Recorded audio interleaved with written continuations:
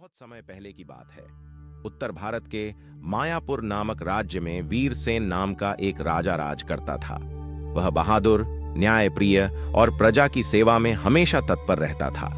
उसकी प्रजा उसे दिल से चाहती थी, मगर राजा को एक चिंता हमेशा सताती थी, मृत्यु। राजा सोचता, मैंने इतनी मेहनत से यह राज्य खड़ा किया है, लेकिन एक दिन मुझे सब छोड़कर जाना होगा।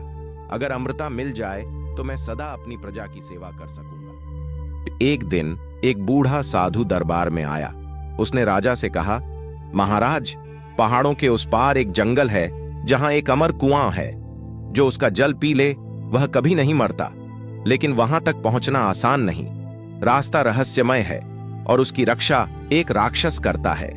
राजा वीरसेन की आंखों में चमक आ गई। उसने तुरंत अपने भरोसेमंद मंत्रियों से कहा, कल सुबह हम अमर कुएं की खोज में निकलेंगे।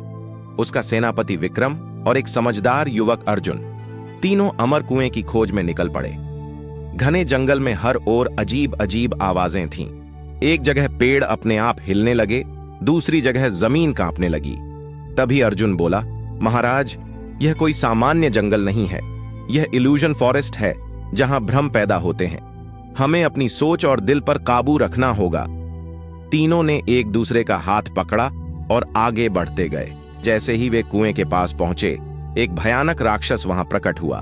उसकी आंखें आग जैसी लाल थीं और वह गरजते हुए बोला, जो अमृता चाहता है उसे सबसे बड़ा त्याग करना होगा। बताओ, क्या त्याग करोगे? राजा वीरसेन ने कहा, मैं अपने राज्य का आधा हिस्सा दे सकता हूं।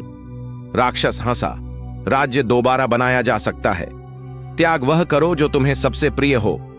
अब अर्जुन बोला, महाराज, क्या आप अपने अहंकार का त्याग कर सकते हैं? अमृता पाने की चाह कहीं आपको स्वार्थी न बना दे। राजा चुप हो गया। उसे समझ में आया कि अमृता पाकर अगर मैं बदल गया तो जो आज मैं हूं वह शायद न रहूं। असली अमृता का रहस्य राजा ने तलवार जमीन पर रख दी और बोला, मैं अमृता नहीं चाहता, अगर उसके लिए मुझे खुद को खोना पड़े। मुझे मेरी मृत्यु मंजूर है, लेकिन मैं अपने कर्मों से अमर बनना चाहता हूं। इतना कहते ही राक्षस मुस्कुराया और धीरे धीरे हवा में विलीन हो गया। कुएं से एक प्रकाश निकला और एक आकाशवाणी हुई, वीरसेन, तुमने सबसे बड़ी जीत हासिल की है अपने अहंकार पर। यही असली अमृता है। तुम्हारा नाम युगों तक याद किया जाएगा। राजा वापस मायापुर लौटा, लेकिन अब वह अमृता की नहीं, सेवा की तलाश में था।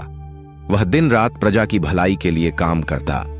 उसने अर्जुन को अपना उत्तराधिकारी बनाया और खुद संन्यास ले लिया। राजा वीरसेन भले ही अब इस दुनिया में नहीं है, मगर उसकी कहानियां आज भी मायापुर में सुनाई जाती हैं।